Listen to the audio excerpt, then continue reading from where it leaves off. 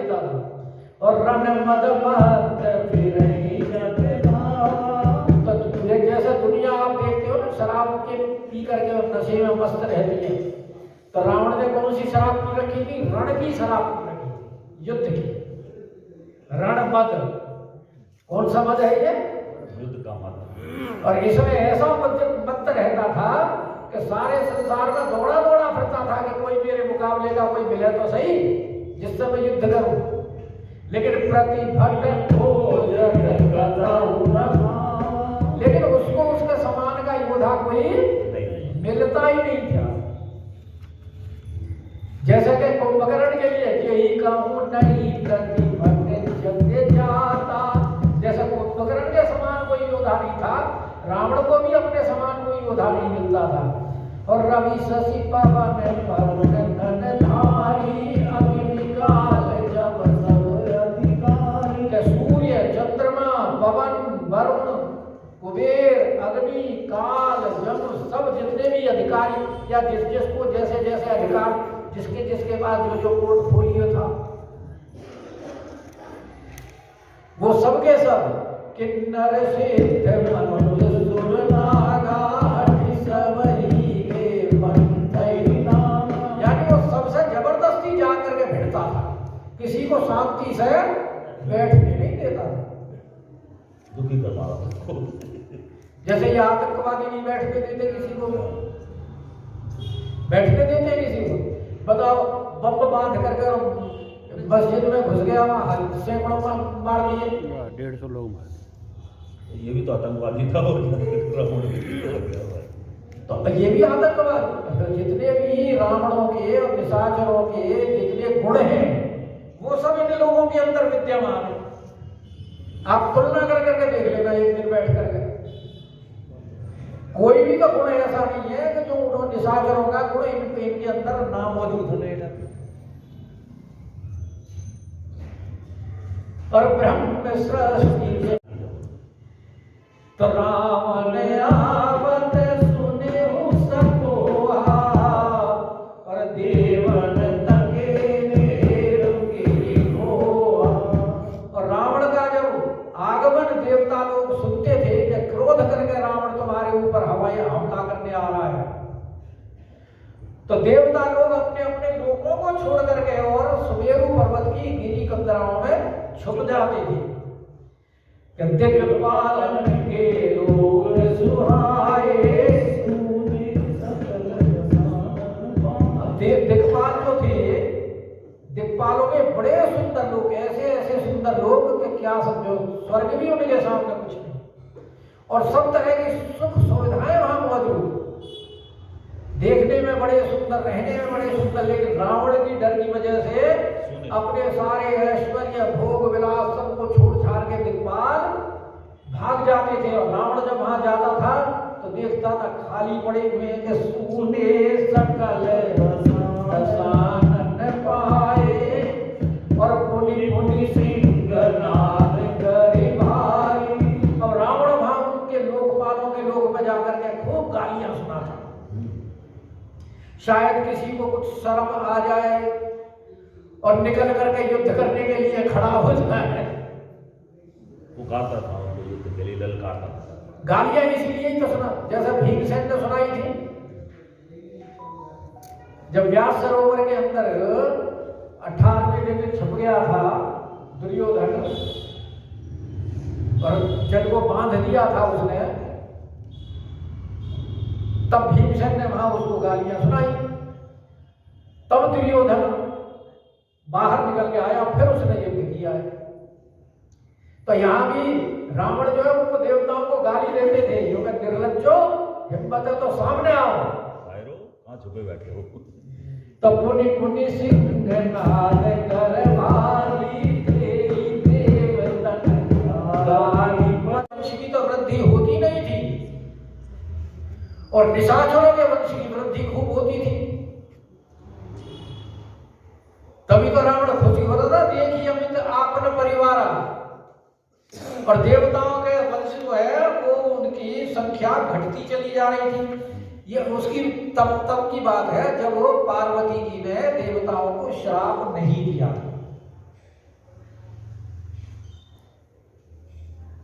देवताओं को श्राप दिया है ना पार्वती ने, तुम्हारी स्त्रियां गर्भ धारण नहीं करेंगी। कब श्राप दिया था ये?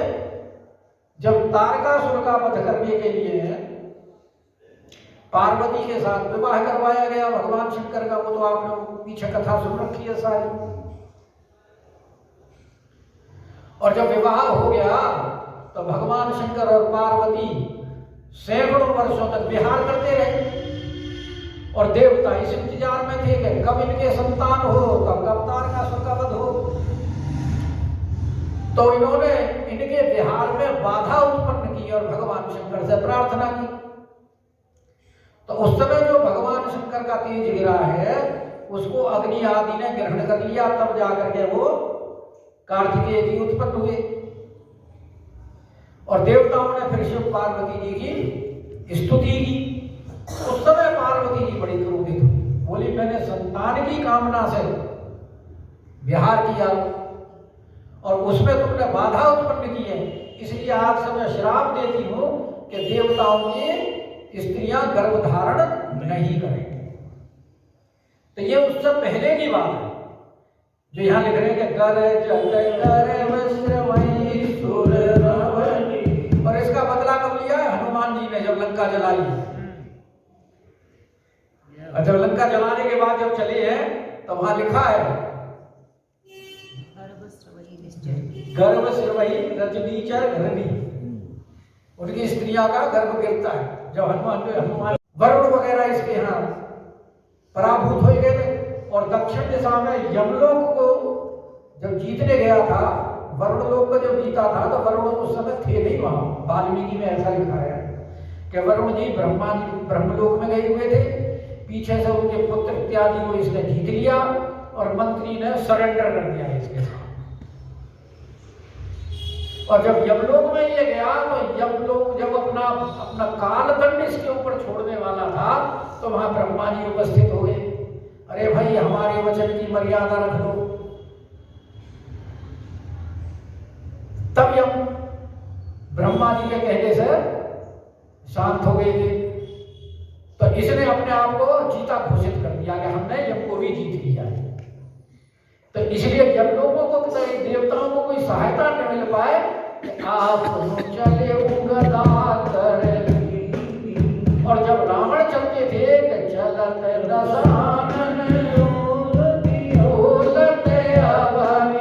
रावण के चलने से पृथ्वी डगमगाने लगती थी।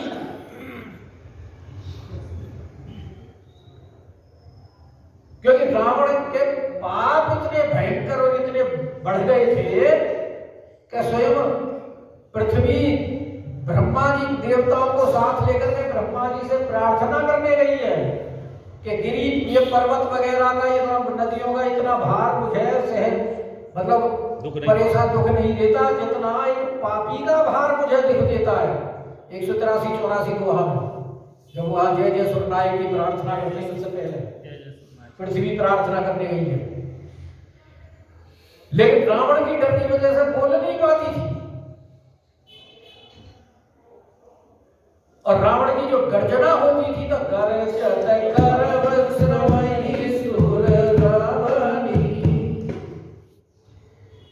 और देवताओं की स्त्रियों के गर्भ के ऊपर अपनी शर्त थोपेंगे। मतलब ब्रह्मा जी छुड़ाने आएंगे उनको और फिर हम उनसे वरदान मांगेंगे ब्रह्मा जी से कि ये वरदान दे तो हम छोड़ देंगे। जैसे इंद्र को मेघनाथ ने जीत लिया था और जब ब्रह्मा जी छुड़ाने आए तो उनसे कह दिया कि हम जब भी यज्ञ करें तो हमें एक दिव्य रथ की प्राप्ति हो और जब उस रथ में बैठ करके हम युद्ध करें तो हम अजर अमर हो जाए, हमें कोई जीत ना सके। तो को बलाकार में यज्ञ करता था नहीं करता था। तो यही बात उन्होंने कहा कि हम उनको बांध लेंगे तो फिर हम मनमाना वरदान उनसे के बदले में ले सकते हैं। कहते नहीं जीत रन आने सुमानी और उठी सुगंध अनुशासन गानी। तो मेघनाथ तो तुरंत तैयार हो गए, उठ करके पिता की आज्ञा का पालन किया, शिरोधार्य किया उसको आज्ञा। और यही विधि सबही अज्ञानी। अब सबको आज्ञा दे दी तो सब अपने अपने कार में चले गए, लेकिन ये नहीं है कि खुद बैठे रह गए हो। और आप तो स्वयं भी गदा लेकर के और चल पड़े युद्ध करने के लिए, क्योंकि छोटे मोटे देवताओं को तो जीतेंगे यूथपति, और जो युद्ध में लड़ने के इच्छुक है उनको जीतेगा मेघनाथ। और उन देवताओं की कोई सहायता करने के लिए ना आ सके उन लोकपालों को मैं देखूंगा। इसीलिए तो उसने यमलोक और ये कुबेर इत्यादि सब पर चढ़ाई। कुबेर को तो पहले ही जीत लिया था, इंद्र को मेघनाथ ने जीत लिया था। छठे बलवान होते हो उनका जिक्र नहीं है, क्योंकि जो वीर होते हैं सूर समर करनी करई और कहीं न जनामैया। जब परशुराम जी बहुत ज्यादा बोल रहे थे तो लखनलाल जी ने यही कहा था ना उनको, जब महाराज ज्यादा बात बढ़ाने की आवश्यकता नहीं होती, तो जो बलवान होते हैं वो अपने मुंह की ज्यादा बकवास नहीं करते, वो करनी करके दिखा देते हैं। तो यहाँ कह रहे हैं जे सुर समर धीर बलवाना और जिनके लड़के करे अभिमाना। तो उनके लिए मेघनाथ को आज्ञा दी, क्योंकि बाकी जितने निशाचर थे जो यूथपति थे वो इतने सामर्थ्यवान नहीं थे जितना सामर्थ्यवान मेघनाथ, क्योंकि उसके बारे में पहले ही कह सके कि बारिदनाद जेठ सुततासु भट्ट महु प्रथम जस जासु। बहुत बड़ा योद्धा था, इसीलिए उसको काम भी ऐसा ही दिया गया कि वो बोले कि तीन ही जीत रनयाने सुमाती। कहता है ऐसे देवताओं का जो लड़ने का अभिमान रखते हैं, युद्ध करने के इच्छुक हैं, लड़ने को तैयार हैं, उनको तुमने जीत करके और बांध करके लाना है। तो बांध करके लाने के लिए क्यों कहा? बोले उनको अगर हम बांध के लाएंगे और हमारे बंदी खाने में रहेंगे तो फिर हमारी कोर्ट में एप्लीकेशन लगाएंगे उनके वकील जमानत के लिए। जी आए तो फिर उनको शिक्षा दी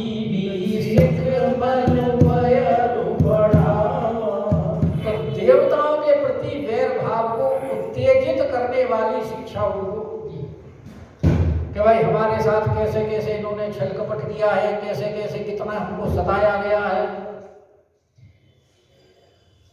उससे ताकि उनके हृदय में वैर की अग्नि और ज्यादा प्रज्वलित हो।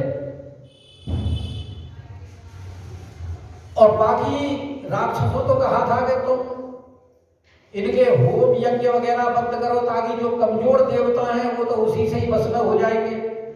लेकिन कुछ ऐसे देवता भी हैं कि जो युद्ध करने के इच्छुक भी हैं कि जे सुर समर धीर बलवाना। कि सुर समर का मतलब जो युद्ध में लड़ने के लिए सदैव तत्पर रहते हैं, मन उनका बलवान है और तन भी बलवान है। क्योंकि धीरता कहां से आती है? मन से। हमारे धीरज जी बता देंगे धीर जय, धीरता कहां से उत्पन्न हुई? जय माने उत्पन्न, तो मन से ही तो होती है धीरता उत्पन्न। धैर्य धारण करना किसका काम है? मन का काम है। तो जो मन से बलवान है और समर युद्ध में तन से बलवान है, तो तीन बातों की गणना की जाती है, तन मन और वचन। वचन से बलवान तो भाई ढकोर शंख है। तो इसलिए कह रहे हैं कि अगर उनको रखना है तो फिर अपने अधीन इस प्रकार के रखेंगे। वैसे तो जिसकी जड़ जमीन छीन ली जाए उसको अपने साथ नहीं रखना चाहिए, और रखो तो इस प्रकार से रखो कि वो सिर नहीं उठा सके। कवितावली में तो गोस्वामी जी ने बड़ा सुंदर वर्णन किया है। ब्रह्मा जी तो स्वयं आते थे वहां वेद पढ़ने से, वेद पढ़े विधि, और शंकर भगवान स्वयं पूजा करवाने आते थे रावण से। हम तो लोग मंदिर में आते हैं पूजा करने के लिए, भगवान में जल चढ़ाने के लिए, और भगवान शंकर के वेद पढ़े विधि शंभु सभीत पूजावन रावण के नित्य आवे। कहते हमारी पूजा कर लो, चेला तो हो तुम हमारे, पर हम गुरुजी क्या करें, पूजवाने आते आपको अपने आप को है कि गुरुदेव की पूजा करो। ऐसे गुरु भी नहीं मिलेंगे, ऐसे चेला भी नहीं मिलेंगे।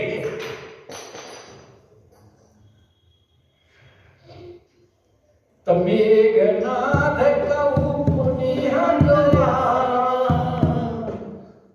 तो ये वहां जब वार्ता हो रही थी उनसे कह रहे थे कि तुम जाकर के इनका मख होम श्राद्ध इत्यादि सब बंद कर दीजिए, जिससे ये बलहीन हो जाए। फिर मेघनाथ को बुलाया, यानी उस समय जब सभा हो रही थी उसमें मेघनाथ मौजूद नहीं था। अगर होता तो उसे बुलवा। तो रावण भी यही कह रहा है, तब मारे हम की छाड़ी हम। तो वैसे नियम तो ये कहता है कि शत्रु का रपुर ऋण रंचन राघव काऊ। रिपु का जो ऋण है वो बिल्कुल भी रहना नहीं चाहिए, रखना नहीं चाहिए।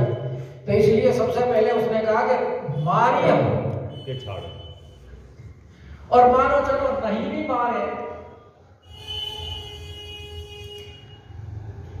तो छाड़ी हम का मतलब उसको अपने अधीन रखना है। भली भांति अपना, तो अधीन कैसे रखना है? जैसे देवताओं को रावण ने रख रखा था।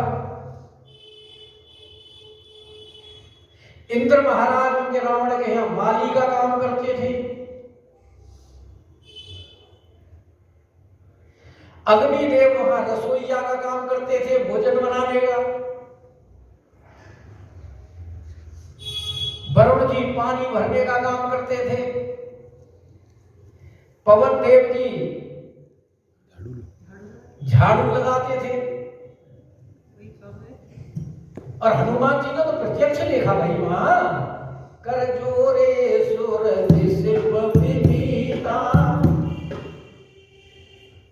सारे खड़े हुए हैं, सारे देवता हैं और दिक्पाल हैं।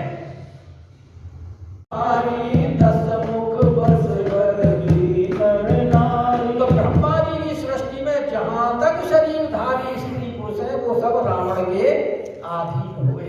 भाई अब आप ये देखो ना, जब ब्रह्मा जी जैसे, शंकर भगवान जैसे रावण के वश में थे, उनको उसने चाहे कैसे भी स्तुति से, प्रार्थना से कैसे भी वश में किया। तो ब्रह्मा की जब वश में, तो ब्रह्मा की सृष्टि के लोग, किसी देश का अगर राजा तुम्हारे वश में हो तो प्रजा तो ऑटोमेटिकली वश में। इसलिए गोस्वामी जी कह रहे हैं कि ब्रह्म सृष्टि, जहां तक ब्रह्मा जी की सृष्टि थी वहां सबके सारे तनुधारी, भाई दो तरह के लोग होते हैं ना, एक तो तनधारी होते हैं, एक वेतनधारी होते हैं। वेतनधारी भी तो होते हैं जिनके तन नहीं है, वेतन का मतलब वो वेतन तनख्वाह नहीं। कभी वेतन का मतलब तनख्वाह समझ रहे हो? वेतन का मतलब जिनके, जैसे कामदेव, भाई कामदेव तो रावण के बस में नहीं था, बल्कि रावण ही खुद कामदेव के बस में था। जब ही तो है कि जीती बरी निज बाहुबल बहु सुंदर वरनार। तो इसलिए कह रहे हैं कि ब्रह्म सृष्टि लगी तनुधारी, दस मुख बस भर दीना, और आय सुकर ही सकल भय भीता, न वही आय